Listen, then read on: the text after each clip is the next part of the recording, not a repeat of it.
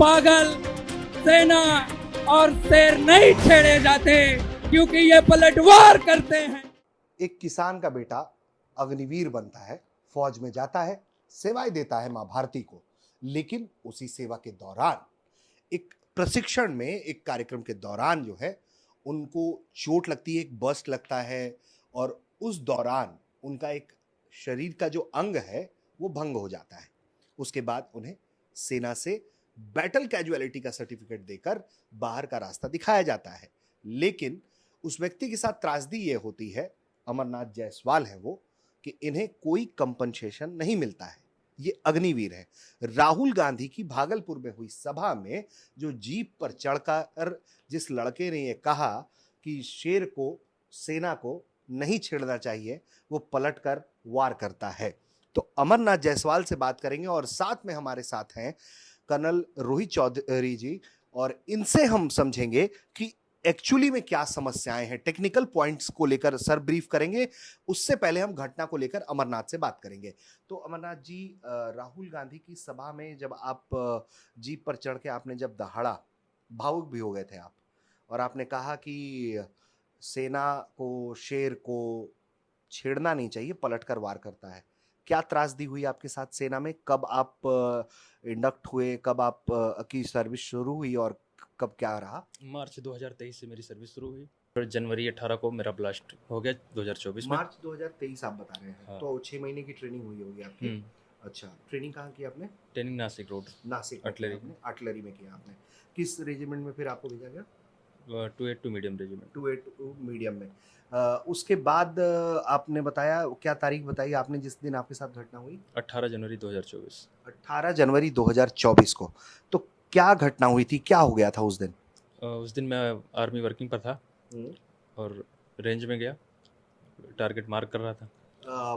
Pokhran field firing range में। हाँ, और मार्क करते समय वहाँ पर कुछ चार्जेस पड़े थे, वो ब्लास्ट कर गए। अच्छा, और वो ब्लास्ट होने के बाद मेरी हाथ का उंगली फट गया और वो प्रेशर, आपकी एक उंगली पूरी चली गई उस दौरान? पूरा हाथ फट गया और टूट गई और कुछ नसों में झंझनाहट रहती है और परेशानी है मुझे। और इस हाथ में वो जो ताकत होती है हाथ के अंदर, ग्रिप खत्म वो ग्रिप जो है वो चला गया वो हाथ का। तो ये नुकसान हो गया आपको। उसके बाद क्या हुआ आपके साथ, किन तरीके से जूझना पड़ा आपको? उसके बाद हमने बड़ी कोशिश की कि हमारा अग्निवीरों का क्या है, लेटर लिखे, जहाँ तक हमें समझ में आया कुछ नहीं हो रहा था। तो एक बार हमने कर्नल साहब को देखा, हमारे मुद्दे उठाए जा रहे हैं, एक सर्विस आर्मी मैन के मुद्दे उठा रहे हैं, और जो बच्चे सेना में भर्ती हुए और भर्ती नहीं हो पाए उनके मुद्दे उठा रहे हैं अग्निवीरों के। तो साहब से संपर्क में आए तो साहब ने कहा ठीक है। उन्होंने पूरे डॉक्यूमेंट देखा, डॉक्यूमेंट सही थे, बोला आपके साथ तो गलत हुआ है, हम इसके साथ हैं। ठीक है। आप अयोध्या के रहने वाले हैं, अवध क्षेत्र के रहने वाले हैं, जैसा कि आपने बताया था अपनी सभा में। पिता आपके किसानी है। घर वालों का क्या कहना है? घर वालों ने कहा कि क्या जरूरत थी जाने की जब ये दिन देखने पड़ रहे हैं? तो घर वालों की तो सर, हर माता पिता दुखी होता है जब अपने बच्चे के साथ कुछ ऐसा होता है। तो हर परिवार दुखी है, अग्निवीर का हर परिवार दुखी है। और घर में कौन कौन है आपके?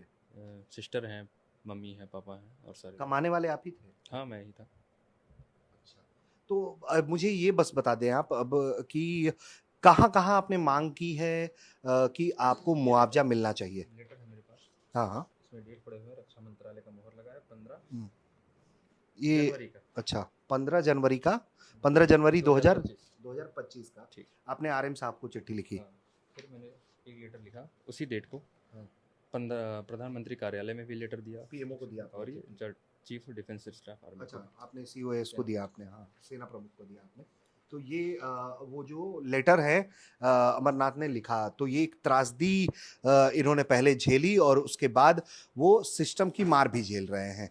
अब कर्नल साहब से हम समझेंगे कि कर्नल साहब, क्या हुआ, क्यों नहीं कंपनसेशन मिल रहा है? क्या इसके पीछे तर्क सिस्टम दे रहा है, सरकार दे रही है?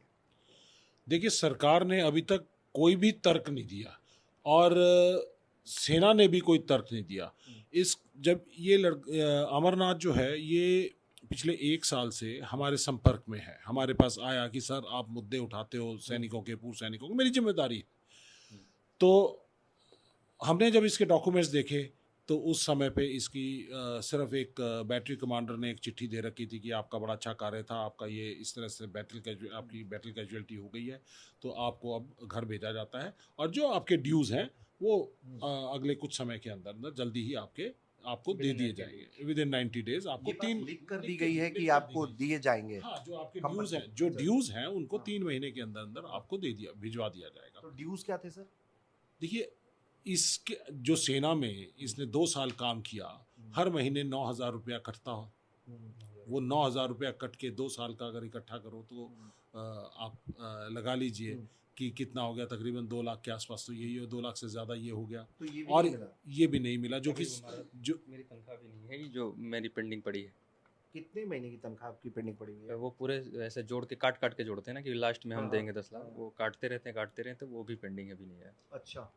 तो इसको जो अग्निवीर की जो पॉलिसी है उसको स्टार्टिंग में जो तनख्वाह मिलती है वो 30,000 रुपया मिलती है, जिसमें से 9,000 रुपया प्रोविडेंट फंड के तौर पे कंपलसरी कटिंग है, हाथ में मिलता है सिर्फ 21,000। और ये जो 9,000 रुपया है ये इकट्ठा होके वो एंड में आपको जो ये कहते हैं कि हम 11 लाख रुपया देते हैं, तो उसमें से आधा इनकी कंट्रीब्यूशन होती है, आधा सरकार देती है।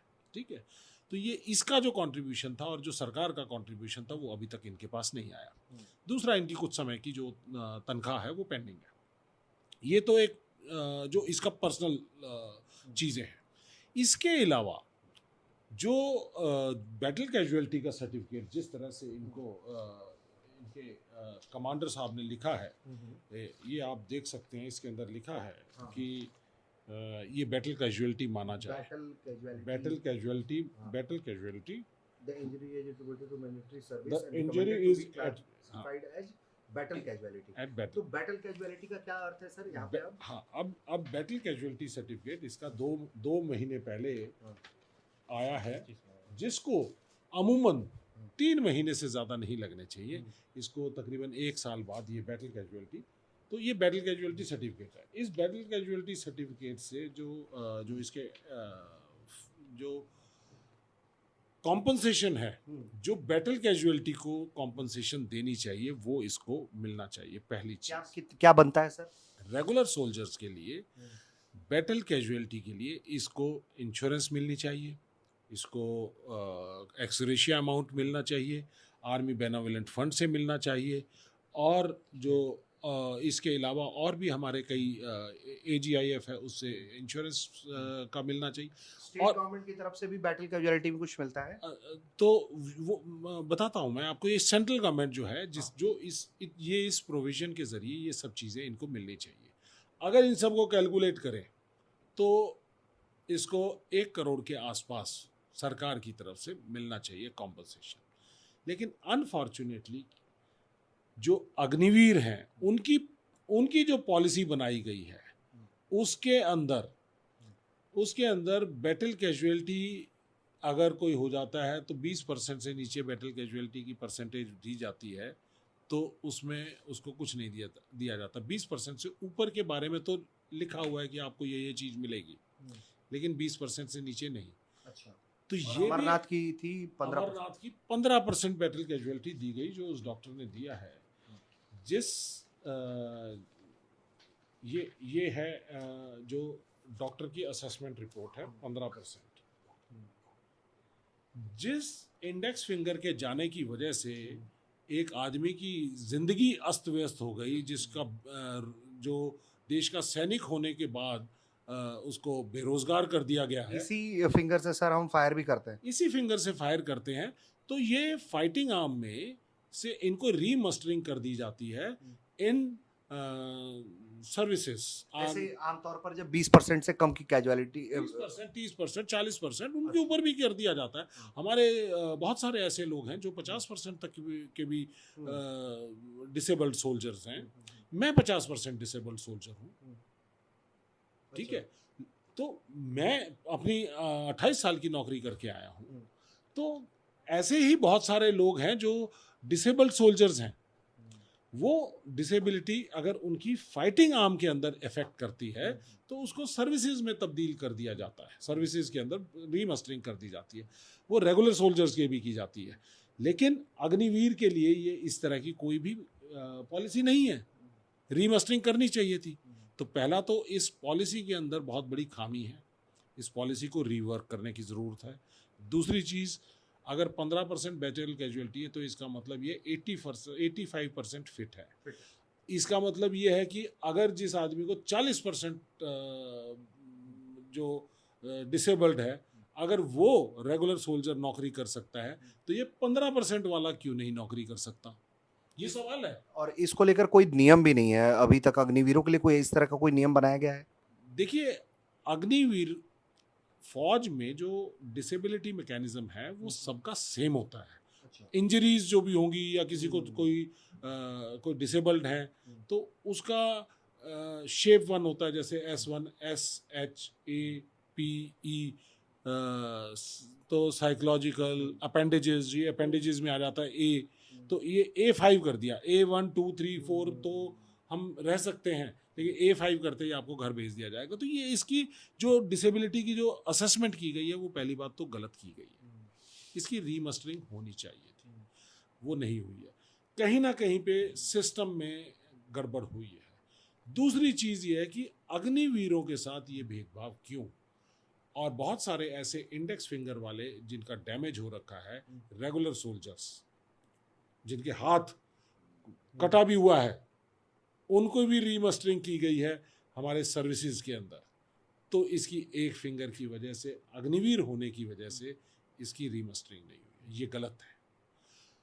राहुल गांधी जी अग्निवीरों का मुद्दा लगातार उठा रहे हैं। पिछले आपने 2 साल से देखा है कि उन्होंने कहा कि हम देश में संवाद किया, भारत जोड़ो यात्रा, भारत जोड़ो न्याय यात्रा, और आज भी वो ये बात करते हैं। बिहार के अंदर चुनाव के अंदर आप इस यात्रा के अंदर आप देख रहे होंगे, बार बार लोग बीच में से प्रॉम्प्ट करते हैं अग्निवीर के बारे में बात करें।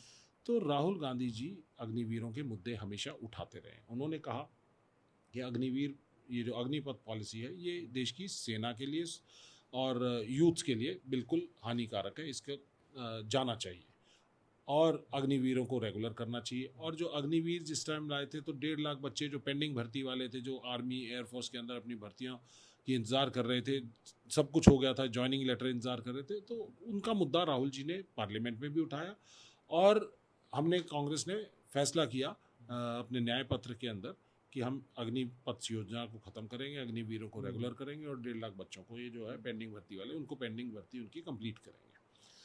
तो अब एक और नया इसके अंदर आयाम खुल गया कि डिसेबल्ड सोल्जर्स जो हैं, जो अग्निवीर हैं, उनके साथ किस तरह का भेदभाव हो रहा है। उनके लिए कोई रिहेबिलिटेशन का मैकेनिज़्म नहीं है, कोई कॉम्पनसेशन मैकेनिज़्म नहीं है। तो ये भी एक बड़ा मुद्दा है। तो राहुल गांधी जी ने इनकी बात सुनी, भावुक हो गए और उनको लगा कि इसके साथ अन्याय हो रहा है और देश के सामने ये आना चाहिए कि ये मोदी सरकार ये कैसे अपने सैनिकों के साथ उनको इस्तेमाल तो कर ले, लड़ाई के लिए इस्तेमाल कर ले, लेकिन जब कभी वो डिसेबल्ड हो जाए तो उस डिसेबल्ड सोल्जर को कॉम्पनसेशन भी ना दी जाए। और अब तो मोदी सरकार ने एक और बड़ा भयानक कार्रवाई की है कि जो फौज में रेगुलर सैनिकों को भी जो डिसेबिलिटी पेंशन मिला करती थी डिसेबल्ड होने पे, तो वो डिसेबिलिटी पेंशन को भी ख़त्म कर दिया गया है। जब हम ऑप सिंदूर जैसी लड़ाई लड़ रहे हैं और जब मोदी जी कहते हैं, राजनाथ सिंह जी कहते हैं, अमित शाह जी कहते हैं कि ऑप सिंदूर चालू है, सिर्फ अभी रुका हुआ है लेकिन चालू है, रहेगा, तो इसमें हमें अपनी संख्या बल बढ़ाने की ज़रूरत है। अपने सोल्जर्स को का मोराल को ऊंचा करने के लिए हमें डिसेबिलिटी पेंशन, लड़ाई होगी, जायज़ बात है कि लड़ाई के अंदर बैटल कैजुअलिटीज़ भी होंगी, फेटल भी होंगी, नॉन फेटल भी होंगी, तो जो हमारे कॉम्पनसेशन मैकेनिज़्म है अग्निवीरों का, रेगुलर सैनिकों का, वो बराबर होना चाहिए और जो रिहेबिलिटेशन का जो मैकेनिज़्म है वो बराबर होना चाहिए। डिसेबल्ड सोल्जर्स हैं, उनकी डिसेबिलिटी पेंशन जो है वो दोबारा से बहाल की जानी चाहिए। और डिसेबिलिटी पेंशन इनकम टैक्स के दायरे में नहीं आती थी, तो अब इन्होंने नया एक्ट जो लेके आए हैं उसके अंदर इनकम टैक्स के दायरे के अंदर आ रही है। तो इसको दोबारा से, इसको रीवर्क करके, इसको दोबारा से जैसे पहले से चला आ रहा था वैसे होना चाहिए। तो बहुत सारे मुद्दे हैं। तो अमरनाथ एक अमरनाथ नहीं है, अमरनाथ के साथ सैकड़ों ऐसे अमरनाथ हैं जो आज ट्रेनिंग के अंदर भी डिसेबल्ड हो गए, बाहर निकाल दिया, सर्विस के अंदर भी डिसेबल्ड हो गए अग्निवीर। और अग्निवीर जो हैं वो डिसेबल जैसे ही हो जाते हैं तो उनको बाहर निकाल दिया जाता है। लेकिन अगर ट्रेनिंग के दौरान हमारा रेगुलर सैनिक अगर उसको 28 दिन से ज़्यादा किसी बीमारी की वजह से या इंजरी की वजह से उसका पीरियड एक्सटेंड वो हॉस्पिटलाइजेशन हो जाता है तो उसको अगले बैच में ले लिया जाता है। 6 महीने उसको सीनियरिटी डाउन करके अगले बैच के साथ उसकी ट्रेनिंग पूरी कराई जाती है। लेकिन इनको तो घर भेज दिया जाता है। ये गलत है, इनके साथ भेदभाव हो रहा है। तो इस भेदभाव को उठाने के लिए राहुल गांधी जी ने इनके साथ बातचीत की। मैं धन्यवाद देता हूं कि उन्होंने अपने सैनिकों के बारे में आवाज़ उठाते रहते हैं और आइंदा भी उठाते रहेंगे। बहुत बहुत तो अमरनाथ, एक आखिरी सवाल आपसे फिर कि राहुल गांधी से कोई उम्मीद आपको, उन्होंने मंच दिया आपको लगता है कि आपकी आवाज़ सुनने के बाद और भी इस तरह के अग्निवीर सामने आएंगे जो राहुल गांधी से कहेंगे कि उनका मांग को उठाया जाए ताकि सरकार पर किसी तरीके का दबाव आए और आप लोगों की मांग पूरी हो? जी बिल्कुल। राहुल गांधी ने निजी मुलाकात जब आपसे की होगी यहाँ मंच देने से पहले, उन्होंने कुछ कहा, विस्तार से सुना, आपको कितना टाइम दिया, किस तरह से कोई बात भी कही आपसे उन्होंने? वो मिले और साहब ने जो बताया वो काफ़ी दुखी हुए, बोले कि ये तो गलत है, आप इसे देश के सामने लेकर आओ। और उसके बाद आपको मंच दिया गया। आपने सोचा था कभी आपको देश का नेता प्रतिपक्ष इस तरह से अपनी सभा में, सार्वजनिक सभा में, बिना किसी खास ब्रीफिंग के आपके हाथ में माइक पकड़ा देगा? ये बहुत कि बड़ी हिम्मत की बात है। अगर हिम्मत की बात है, अगर मैं सिपाही नहीं हूँ या फिर नहीं हूँ तो कोई ऐसी चीज़ नहीं। और निडर आदमी है, देख रहा हूँ कि लाखों करोड़ों की भीड़ है, फिर भी लोग धक्के खा रहे हैं, आपस में शरीर टच हो रहा है, सिक्योरिटी है लेकिन इतनी संख्या है, उसके बाद भी वो निडर होकर अगर चल रहे हैं तो बहुत हिम्मत की बात है। राहुल गांधी जी मंच दिया, बहुत बड़ी एक चीज। तो एक आखिर में जो आपने वो लाइन दोहराई थी, अगर आप हमारे लिए भी दोहरा दें, हमारे दर्शकों के लिए भी, जो आपने कहा था। नहीं, सेना सच में वो ताकत रखती है। और आप बताओ जो इन्होंने इस्तेमाल भी की, बताओ अच्छी तरह से, दिल खोल के बताओ। आपने कहा था वो मतलब ऐसा था कि एक सेना पागल जोश और के शेर साथ। नहीं छेड़े जाते क्योंकि ये पलटवार करते हैं सर। ये सोच कर आए थे आप या दिल से निकल गया बस? ये जो मैं कुछ सोच कर नहीं आया था, मेरा मतलब 1 साल से मैं इस चीज़ को झेल रहा हूँ, महसूस कर रहा हूँ, और मैंने जो वहाँ पर महसूस किया, मुझे लगा, मैंने बोल दिया। ठीक है। तो ये सुना आपने कि किस तरीके से इनके साथ एक चुनौती आन खड़ी है जहां इनके पास कोई कंपनसेशन नहीं है और कांग्रेस की तरफ से लगातार मांग उठाई जा रही है कि इनकी मांग को सुना जाए, अग्निवीरों के साथ इंसाफ किया जाए, क्योंकि राहुल गांधी लगातार ये बात कहते रहे हैं कि वो पावर में आएंगे तो अग्निवीर स्कीम जो है वो रोल बैक करेंगे, वो जो बार बार कह रहे हैं, और रेगुलराइज करेंगे सभी जवानों को। तो अभी तो वो दूरी जो है उसे तय करना बड़ा वक्त लगेगा, लेकिन फिलहाल जिस तरह से अग्निवीर का मामला फिर राहुल गांधी ने अपनी वोटर अधिकार यात्रा के दौरान उठाकर गरमा दिया है इसे, तो हमने आपको अमरनाथ जायसवाल को सुनाया जिनकी चर्चा पूरे देश में हो रही है, उनके साथ क्या नाइंसाफी हुई है ये हमने आपके सामने बात रखी। ऋषिराज, न्यूज़ तक।